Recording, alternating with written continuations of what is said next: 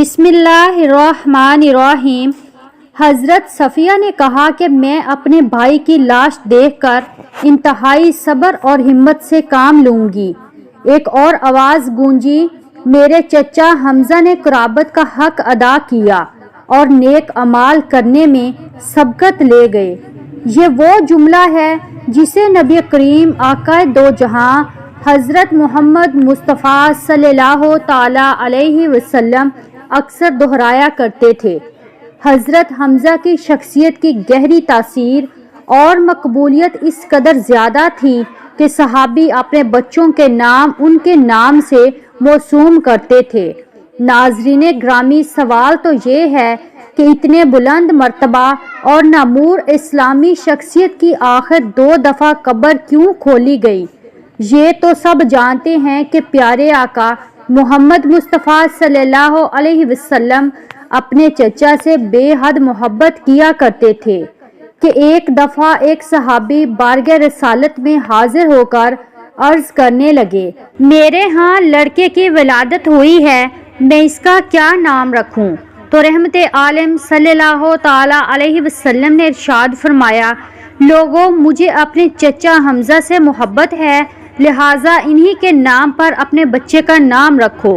نبی آخر الزمان حضرت محمد صلی اللہ علیہ وسلم کی ولادت سے 2 سال پہلے آپ کے چچا اور رضائی بھائی سید الشہداء شیر خدا حضرت سیدنا حمزہ بن عبد المطلب پیدا ہوئے۔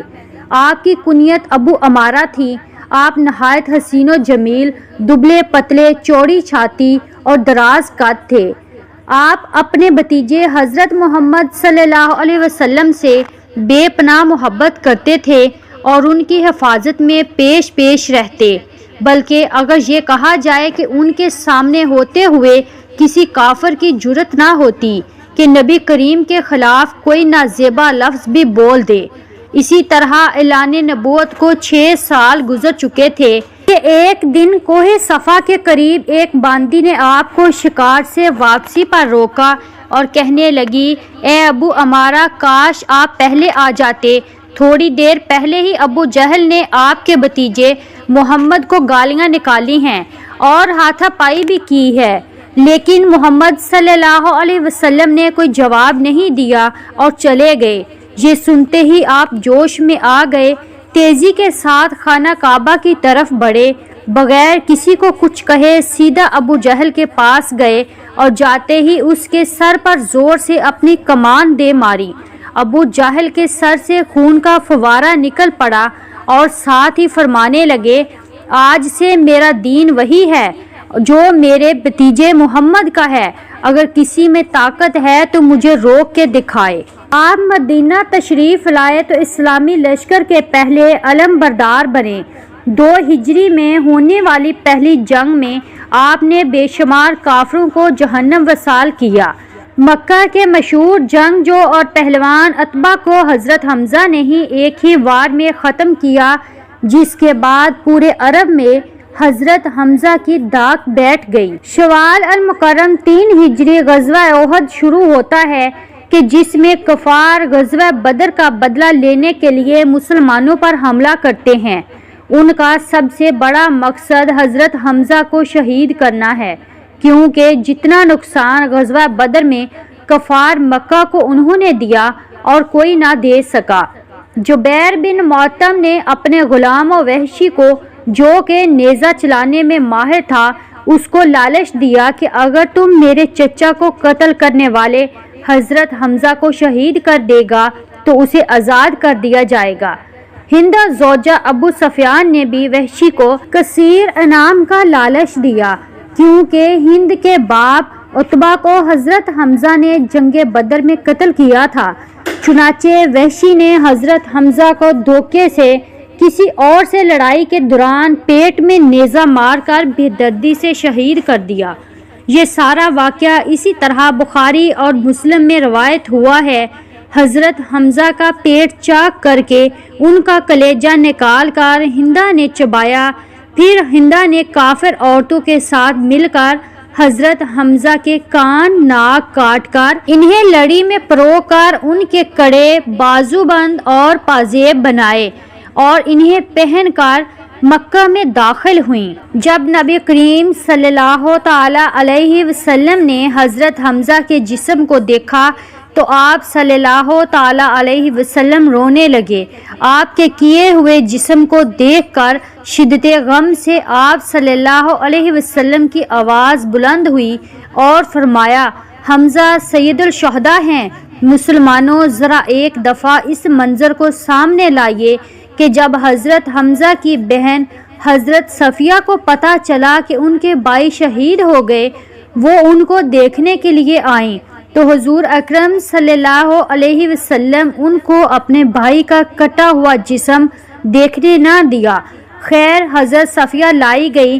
چادر میں حضرت حمزہ کو کفن دیا گیا۔ چادر اس قدر چھوٹی تھی کہ سر ڈھانپتے تھے تو پاؤں ننگے ہو جاتے تھے، اور اگر پاؤں ڈھانپے جاتے تو سر ننگا ہو جاتا تھا۔ اللہ اکبر! حضور فرمانے لگے کہ سر کو ڈھانپ دیا جائے اور پاؤں پر گھاس ڈال دی جائے۔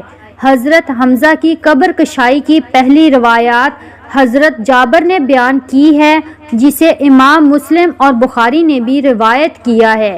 حضرت جابر فرماتے ہیں، جنگ احد کے 46 سال بعد معاویہ بن ابو سفیان کے دور حکومت میں انہوں نے ایک نہر احد کے مقام پر نکالنے کا حکم صادر کیا۔ جب اس نہر کا کام شروع ہوا تو منادی نے مدینے میں یوں صدا لگائی، جن لوگوں کے شہید رشتہ دار احد میں دفن ہیں، قبر کشائی کر کے اپنے اپنے شہداء جسم کسی دوسری جگہ منتقل کر لیں تاکہ وہ پانی سے محفوظ رہ سکیں۔ حضرت جابر بن عبداللہ فرماتے ہیں کہ یہ سن کر مدینہ والے احد کی طرف نکل پڑے، جن میں خود بھی شامل تھا، کیونکہ میرے والد عبداللہ بھی احد کی جنگ میں شہید ہوئے تھے اور وہاں ہی دفن تھے۔ میرے والد عبداللہ اور عمر بن جموع ایک ہی قبر میں تھے۔ شہادت کے وقت عمرو بن جموع کی پیشانی زخمی تھی اور میرے والد نے عمرو کی پیشانی پر ہاتھ رکھا ہوا تھا اور اسی حالت میں دونوں شہید ہوئے۔ اس لیے جب صحابہ ان کا ہاتھ ہٹاتے تو پیشانی سے خون نکلنے لگتا، جس کی وجہ سے رسول اللہ صلی اللہ تعالی علیہ وسلم کے حکم کے مطابق ان دونوں کو اسی حالت میں ایک ہی قبر میں دفن کیا گیا۔ حضرت جابر بن عبداللہ فرماتے ہیں کہ جب حکومتی سپاہیوں نے میری موجودگی میں میرے والد عبداللہ اور عمرو کی قبر کھولی تو جیسے ہی عمر کی پیشانی سے میرے والد کا ہاتھ ہٹاتے تو تازہ خون کے فوارے نکلنا شروع ہو جاتے۔ یہ معاملہ دیکھ کر انہوں نے یہ قبر بند کر دی۔ اس کے بعد سپاہی حضرت حمزہ کی قبر کی طرف بڑھے اور قبر کھولتے ہوئے حضرت حمزہ کے پاؤں پر کدال لگی تو ان کے پاؤں سے تازہ خون نکلنے لگا۔ حضرت جابر روایت فرماتے ہیں کہ میں اس بات کا عینی شاہد ہوں کہ تمام شہداء کے جسم تر و تازہ تھے اور حضرت حمزہ تو ایسے لگ رہے تھے جیسے سو رہے ہوں۔ جب سپاہیوں نے شہداء کا یہ عالم دیکھا تو مزید قبر کشائیوں کو روک دیا گیا، مزید سبھی کو اسی حالت میں دفن کر دیا جیسے پہلے تھے۔ حضرت حمزہ کی دوسری دفعہ قبر کشائی سلطان عبدالحمید ثانی کے دور میں انہوں نے 1904 میں کروائی، جب انہیں خواب میں یہ اشارہ ہوا کہ حضرت حمزہ کے جسد مبارک پر پانی موجود ہے۔ انہوں نے قبر کھدوا کر اس کے ارد گرد 50 فٹ گہرائی تک سیسہ پلائی دیواریں بنا دیں۔ حوالہ جات بخاری بعد قتل حمزہ۔ ناظرین، تمام حوالہ جات آپ ویڈیو کے آخر میں دیکھ سکتے ہیں۔ ویڈیو کو لائک کیجئے، چینل کو سبسکرائب کیجئے۔ شکریہ۔